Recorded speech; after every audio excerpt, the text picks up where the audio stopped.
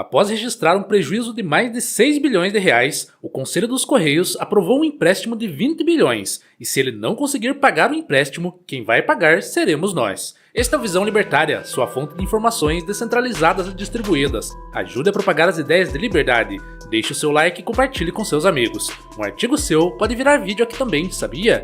Este artigo foi escrito por Ludwig von Mises, revisado e narrado por Gordinho Caipira. Há momentos em que o Estado age de maneira tão descarada, tão desavergonhada, que até quem passou a vida defendendo estatais e burocracias, se não sente vergonha, sente no mínimo um desconforto. O novo empréstimo de 20 bilhões aos Correios, aprovado no último sábado, dia 29 de novembro, é exatamente esse tipo de momento revelador. Assim como no livro Anatomia do Estado, de Murray Rothbard, essa atitude dos Correios demonstra claramente aquilo que o Estado é e aquilo que ele não é. O Conselho de Administração da estatal aprovou a contratação desse empréstimo gigantesco junto a um grupo de bancos formado por Banco do Brasil, Citibank, BTG Pactual, ABC Brasil e Banco Safra. No papel, até parece um empréstimo legítimo, um contrato normal entre os bancos e os Correios. Só que na prática, qualquer pessoa que já entendeu o básico do funcionamento do setor público sabe que não existe risco algum para essas instituições, porque segundo o contrato a ser firmado, a garantia será dada pelo Tesouro Nacional. E quando o Tesouro Nacional entra na história, fica óbvio quem realmente está garantindo tudo isso: o trabalhador, aquele que já entrega quase metade do que ganha o governo antes mesmo de conseguir colocar comida na mesa. O que significa isso, traduzindo do economês para o português claro? Significa que, se os Correios, uma empresa que já acumula prejuízos e está à beira da falência, não pagarem, quem paga somos nós. E considerando o histórico da estatal, alguém realmente aposta que ela vai honrar essa dívida? Não precisa ser nenhum profeta ou adivinhador para saber a resposta, basta usar a lógica. É quase uma lei da natureza. E se tratando de estatais brasileiras, quanto mais se gasta, maior a ineficiência e o prejuízo. Quanto maior o prejuízo, mais se pede dinheiro ao Estado. E quanto mais se pede, mais o Estado entrega, desde que, claro, o dinheiro venha de terceiros.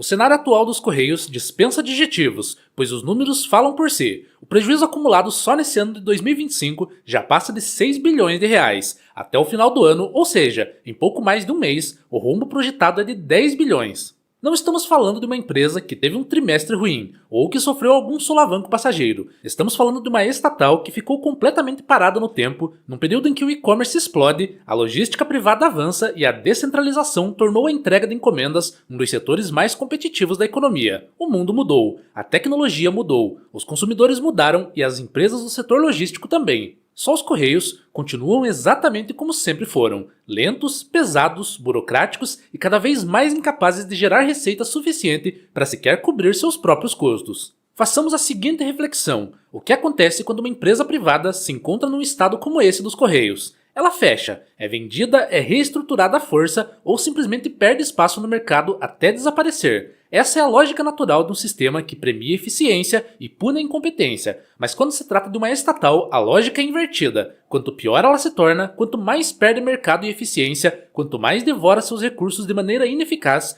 mais dinheiro público ela recebe. O mercado funciona a partir de risco. O Estado funciona a partir de privilégios garantidos pelo dinheiro roubado do trabalhador. É por isso que os bancos aceitam entrar no negócio, porque sabem que nunca perderão um centavo. O risco não existe para eles. O risco é apenas nosso. Os responsáveis por elaborar esse plano de contratação de crédito dentro da estatal usaram a justificativa de que iriam direcionar esse dinheiro para a reestruturação da empresa, como se alguém acreditasse que mais dinheiro, colocado num buraco que já engoliu dezenas de bilhões ao longo das décadas, fará alguma mágica acontecer. Se dinheiro resolvesse o problema dos Correios, eles já estariam no nível das maiores empresas de logística do planeta. Mas a realidade é simples. Estatal não é empresa. Estatal não funciona como empresa. Estatal não tem incentivos, não tem concorrência, não tem pressão do mercado, não tem consequência quando erra. E quando a incompetência gera prejuízos bilionários que fariam qualquer empresa privada falir, ela é recompensada com mais verba e despeja o custo no colo de gente que não tem a opção de dizer não. Do ponto de vista libertário, não existe nada mais imoral do que isso: usar o dinheiro de milhões de pessoas que não deram seu consentimento para socorrer uma empresa que não consegue sobreviver sozinha é claramente uma forma de expropriação. Em qualquer outra circunstância, se você pegasse o dinheiro de alguém sem permissão para cobrir um prejuízo que você mesmo causou, isso teria um nome: roubo. Mas quando o Estado faz exatamente isso, muda seu nome. Sai roubo e entra a garantia do Tesouro Nacional, entra a reestruturação, entra a política pública. Que mané Tesouro Nacional? Esses nomes e instituições inventadas pelo Estado não passam de uma maquiagem para esconder o fato de que eles estão roubando nosso dinheiro e dando para seus amigos viverem no luxo. E dessa forma, seguimos fingindo que existe diferença entre tomar pela força e arrecadar. O mecanismo é o mesmo, ou você paga, ou o Estado te perseguirá, te prenderá e se você resistir à prisão, te matará. Não há nenhuma diferença do que o Estado faz para que um assaltante armado faz com sua vítima, a não ser o fato de que o assaltante ao menos é honesto em dizer que está te roubando e não tenta moralizar o assalto chamando de garantia do Tesouro Nacional. Nessa tal garantia dada pelo Estado com o nosso dinheiro, não há contrato voluntário, não há adesão espontânea, não há escolha real, existe apenas coerção.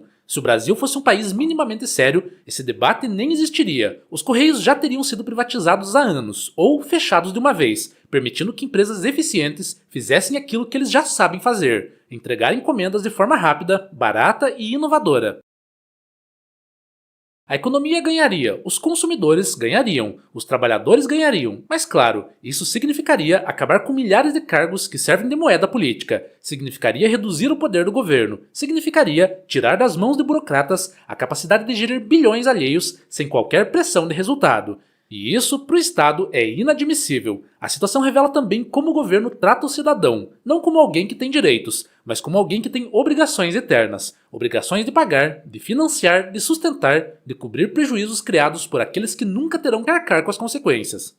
Enquanto isso, a esquerda, sempre pronta para defender qualquer estatal que sirva como cabide, continua esperneando e dizendo que empresa pública é essencial, que o povo depende, que privatizar é entregar patrimônio. Mas basta olhar para a realidade. Onde quer que ponham a mão, o resultado é sempre o mesmo: burocracia, atraso e rombo nas contas. É natural que, independentemente do espectro político de quem está no poder, estatais tendem à ineficiência e ao prejuízo, mas a esquerda parece ter uma habilidade peculiar, quase sobrenatural, de falhar rapidamente tudo o que tocam, e quando falhem, a conta é jogada para cima da população como se fosse a coisa mais justa do mundo. A verdade é que o caso dos Correios expõe, de forma didática, aquilo que muitos brasileiros ainda fingem não enxergar: estatais não conseguem acompanhar a evolução do mercado. O governo sempre vai sacrificar o gado pagador de impostos para salvar seus aliados e manter privilégios. A lógica estatal é a lógica do desperdício e não da eficiência, e quanto mais dinheiro se coloca ali dentro, mais dinheiro é preciso colocar depois. E por essa e outras tantas situações absurdas que os libertários afirmam categoricamente: imposto é roubo, sempre foi e sempre será. E agora, mais uma vez, seremos roubados para financiar uma empresa falida que não deveria existir, que já provou não ter capacidade de competir e que só continua viva porque o Estado se recusa a deixá-la morrer. O empréstimo aos Correios não é apenas um erro econômico, é uma declaração aberta de que o governo continuará sacrificando quem produz para manter estruturas que não servem a ninguém além dos próprios burocratas.